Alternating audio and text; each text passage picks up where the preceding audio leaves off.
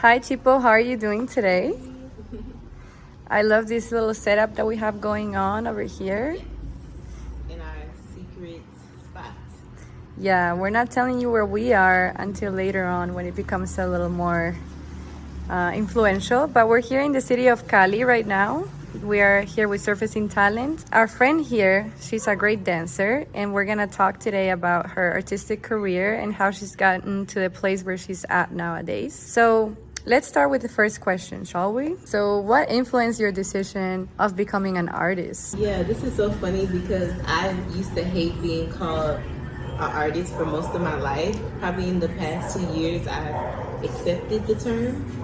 And as far as like how I started my career doing this, it was actually like a moment after I graduated from university. And I remember this girl named Lauren. She's like a motivational speaker or like some holistic lady. And I was talking to her, talking. And she was like, I think you should be in front of the camera instead of behind it, because then I was working in film production. And so from there, I was like, okay, I never saw myself. I always knew I wanted to create things. I've always been an artist, but I've held myself back a lot for not embracing it. So that was probably the moment where I started to be like, well, let me put myself out there and start creating things that have come in my vision. Very cool. Let's see. Now we're gonna go towards the next question, and it's, what is your relationship with the industry? How do you manage the relationship between your artistic creativity and the market demands? It's really hard, honestly, because I think for me, I really focus on trying to get mainstream reach because I really hate the art world. So I try to go to like where people can access me, and so I spend a lot of time like doing my work on social media. But it can be difficult because I am independent, and I self-fund. I do everything myself. I fund myself. It's trying to figure out like what I want to do and what I want to put out in the world as an artist, and also what people want from me in terms of how to make money. Right. And sometimes it conflicts a lot because it's like maybe what people want from me that will make me money is not what I feel called to do as an artist. So in terms of like how do I manage that, I don't know, I'm constantly experimenting, to be honest, like trying different things. And as far as like my workshops or any offers that I provide for people, that's a part of like my work, it's really sporadic and based on how I feel. It's not in the model of the business at all. So it's been challenging, but I need more fun, so I gotta figure that out soon. Cool. Yeah, this is also related to your creative process, I'm sure. And I wanted to ask you more about this. Since we're all surrounded by a multiple variety of stimuli constantly nowadays, we're pretty much bombarded with all of these things that we can choose from. Do you think that you rely usually on your own intuition to create, or do you find inspiration online?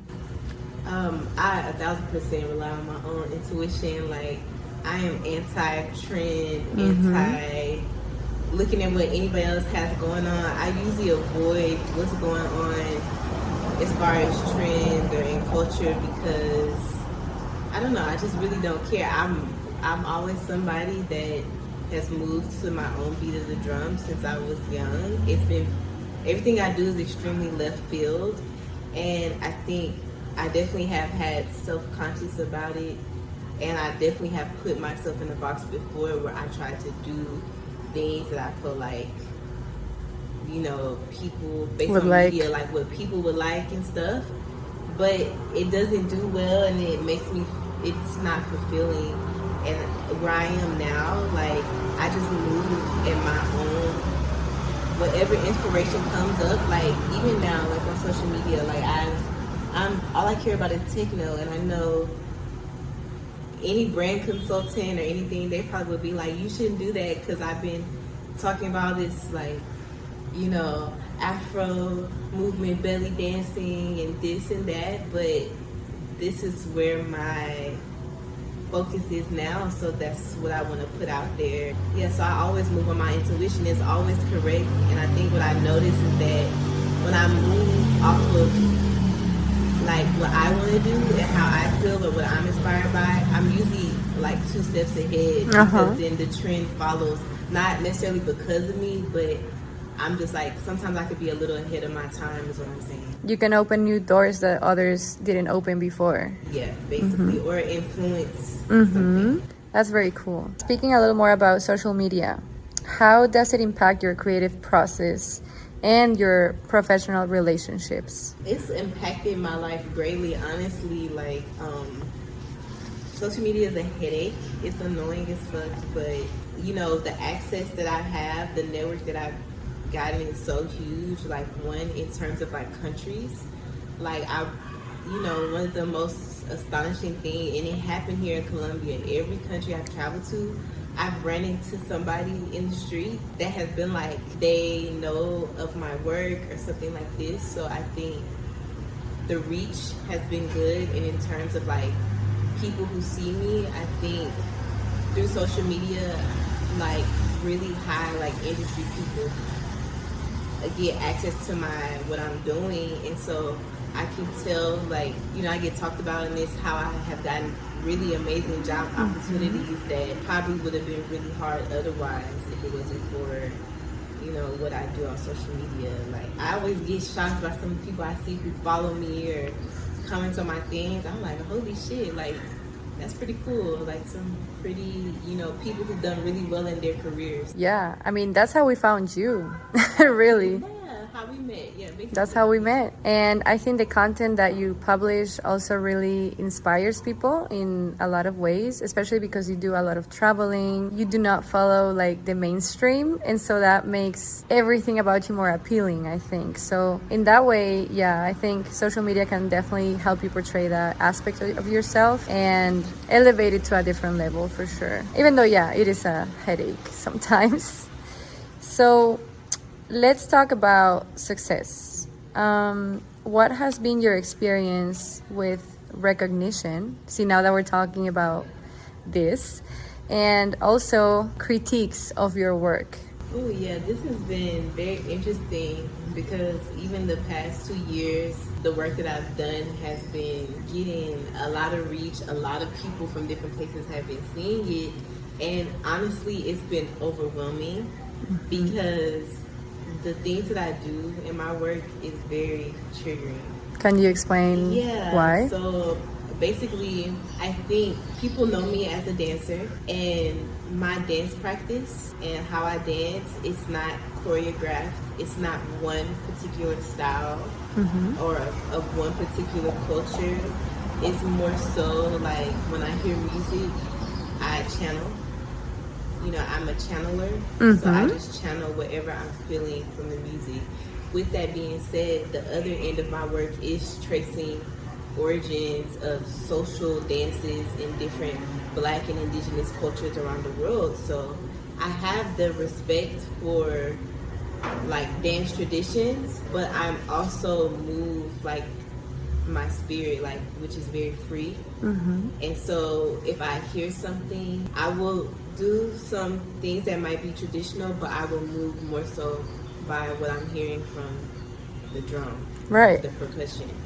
And this triggers a lot of people. Like, for example, I remember I did an Amapiano thing, and I never heard Amapiano before. Where is this from? Amapiano is from South Africa, and when I was in Paris, there was like a South African workshop for Amapiano. I missed the workshop, but I made it to the party. And I promise you, I did not want to dance Amapiano, but my friends who were from there, they was like, it's not important, just feel the music, and like, go with the flow. Yeah, don't be self-conscious and stuff. So I just went ahead and I felt the music, and I was dancing really crazy and wild.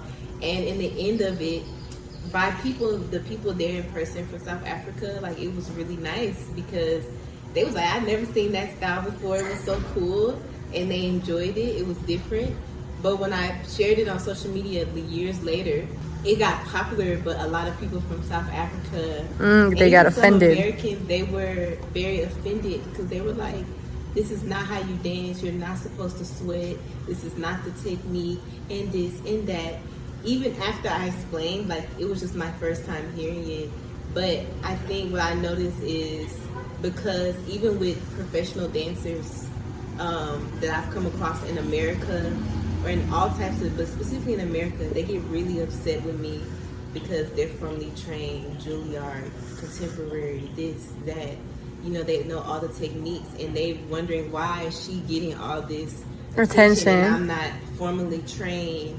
It's because I dance in an indigenous way. It's not in a colonial way where everything has to be trained and talked about. I dance how people dance pre-colonial, you know? And so if you're somebody that feels like that's maybe more conservative, more constrained in what you're doing, or have more fear of going outside the box, then what I do will definitely trigger you, because you're like, that's not right, that's not how it's supposed to be. So that's what I noticed, and it was overwhelming at first because I would get a lot of like not positive feedback. Like even when I was dancing a salsa caleña or salsa choki, I had, you know, this Puerto Rican girl come my comments saying, that's not salsa, that's not this, all these crazy things. But it's like, you know, you can respect the tradition, but in order for things to grow and evolve, you know, you have to create things new. You get inspired by things and you make new things. That's how life happens. Nothing is new under the sun, but things have to move. There's energy, you know, you match the energy, you create new energy. And nothing is supposed to be just one way. If everything was one way, you know, we would be doing the same things all the time. Over and over again. Yeah, and also, I think if you're just trying to enjoy yourself and feel the music, why is people having to say anything about it, you know? You're not trying to be, hey, I'm the best dancer on the floor. Look at my moves, you know? You're just posting something on your personal profile about how you enjoy a certain type of music, and that's it. So if exactly what you said, like if it triggers somebody, it's because they're not ready to be around that free energy, I think. That's very inspiring. So let's continue. I think you answered the next question, which is, do you believe art has the power to influence society? It definitely has. Well, yes and no. So does art have the power to influence society? No. And the reason why I say no, because the world of art, you know, in terms of like the art industry, especially dealing with museums and things like this and galleries, they don't have access to the people. And when I say the people, like people in everyday life, people in, you know, people in the hood, people in communities that don't know about that, they don't have access. But that's the community I care about, because everything that I do is for people like me, who are Black, who are indigenous, that grew up in poor areas, like who don't know any of these things. You know, this is what I do it for, and this is why I say art does not have the power, because I see. The people who access these areas are basically like people who, how do I say, you know, there's rich white people, or maybe if it's Black or people of color, they're more upper class. You know what I'm saying? But it's very minimal. It's not a lot. You know what I'm saying? Right. So for me, it's just kind of like, I choose purposely to be away from that energy, because how is it going to help somebody like me when I was a kid? So all that to say, like, no. Like, but yes, it does. Making art, that's the most impactful way to reach people, through dance, through music, because it's a part of people's everyday lives and it's not intellectual. Yeah. So I think people can learn or receive what you're saying more so in that space, regardless of language, regardless of where you come from, you know? Yeah, I mean, art can be presented in many ways, and it can be directed towards many different types of publics, but just the art of creating itself, do you think it can influence others? Yeah, for sure. Like, Okay. as far as like the actual creation of art, for sure. Right. But also, I still push on it. Like, art could be anything, but I push on it because even within like everyday communities, it can be very pretentious still. Like, you know, and I think, yes, art is impactful, it's powerful, but I think I try to do it in a way, like, I don't know, where it's like not so stick up the butt, like, Got you. where it's just more common. Yeah.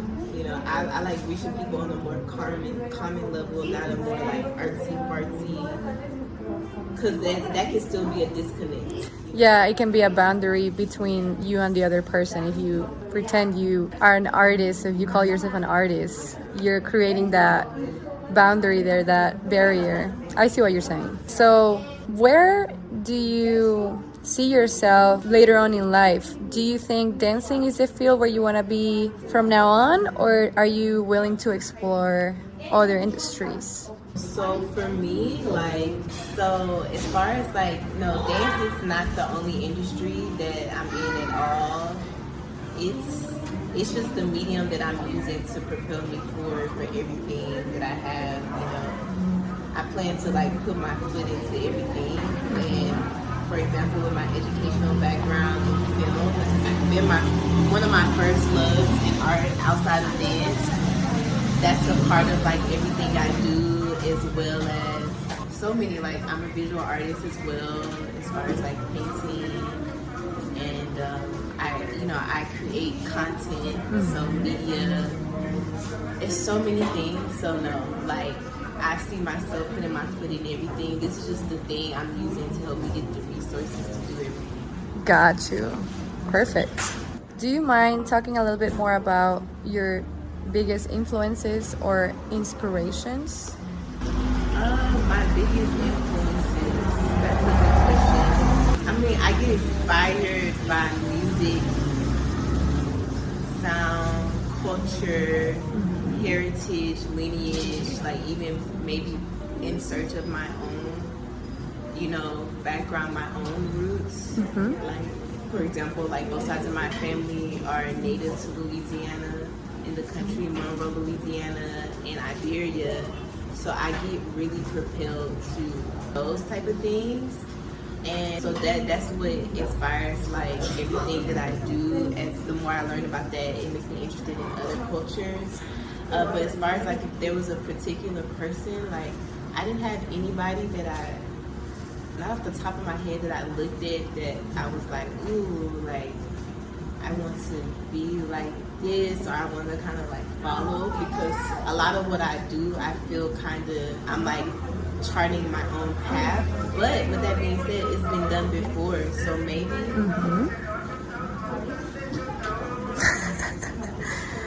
Era un chontaduro, amigo. Okay, I have a few people in mind. All right. So yeah, when I think of like people who consciously like I was like inspire me, I mean my mom for sure, because my mom, she was a dancer. She's a little bit conservative, but she's always been more open-minded and more free-spirited in nature, especially compared to the rest of my family. So that definitely inspired me, but I just took it way further, probably than what she likes. And then also RuPaul for sure, because inspired me a lot, because one, he is a performer, and also outside of him just being a performer, he's created a whole empire for everything he does, and he has took something that was very underground and even though he says it's not mainstream, he made it mainstream, and he had kind of the biggest impact on something that was shunned upon.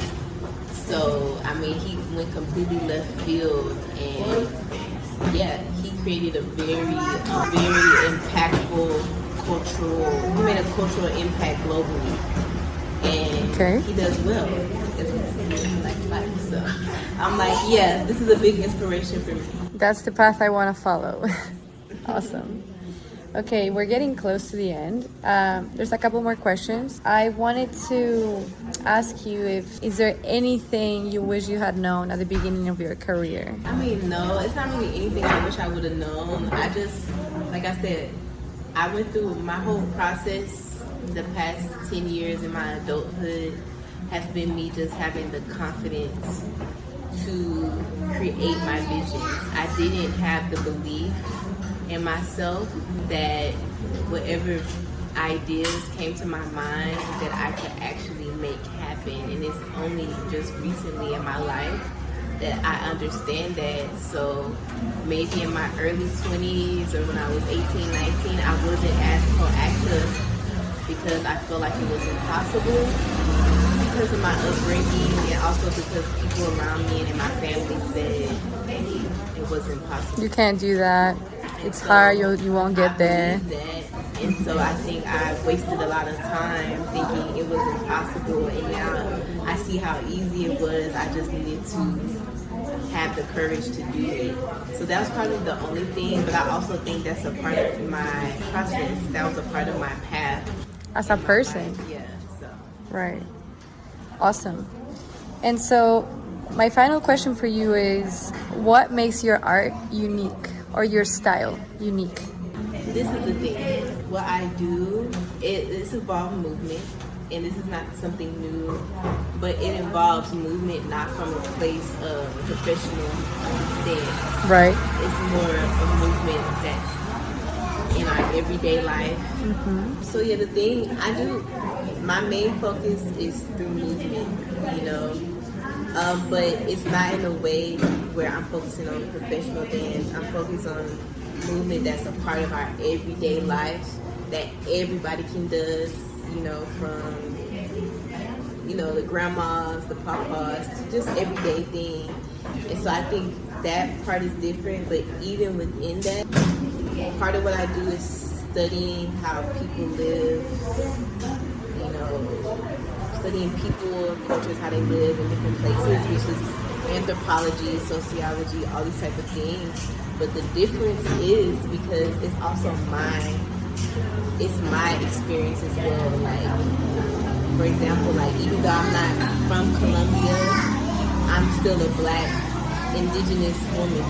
Like, you know what I'm saying? So this is also something that I'm a part of. And also, I focus a lot on the spiritual elements, which I think people who are in the sociology or anthropology realm, they're usually an outsider looking in, and they talk about the spiritual element, but they don't really understand it in what they're doing. Mm-hmm. And in everything I do, the spiritual aspects is very important. And I think that makes a huge difference in the work I'm doing. And also, it's not just confined to maybe traditional African, Afro, or indigenous dances. It goes anywhere from like pre-colonial movement all the way down to, like I said, like it could be jungle, drum and bass, electronic music, bounce music. You know, it could be anything. I have no limits. You know, it's not super niched in that way. Right. And so it's very expansive, and I think that's what's going to make the research that I do a lifelong process, and also something that continues beyond my life and is a part of my legacy. So I think that's the very unique thing about what I do. It's also for healing, like, you know, and, you know, it could be annoying to say healing sometimes, but this process, you know, is for me first, you know, because I'm making more sense of my roots, my lineage, and also trying to heal a lot of the wounds from my family that I came into this world with. And my biggest search is for interpersonal freedom. You know, this is why I do everything, like to not feel restricted from inside myself. And I have to heal a lot of stuff.